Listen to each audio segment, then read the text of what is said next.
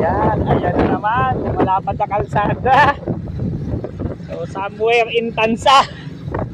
Sa mga taga Cavite, alam na alam to.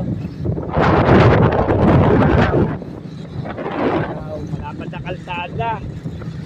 Siyempre, may pupunta kaming kliyente. So, salamat nga pala doon sa kliyente namin na taga Rosario, Cavite sa nagpakain ng Show My Rice. Okay, so comment down below. Anong tawag nyo dito? Mga spaceship ng alien. Ibang kulay. Nilalagyan din niya, may ibabaw pa yan eh. Hello. Sige. Sa mga nakakalam ng lugar na to.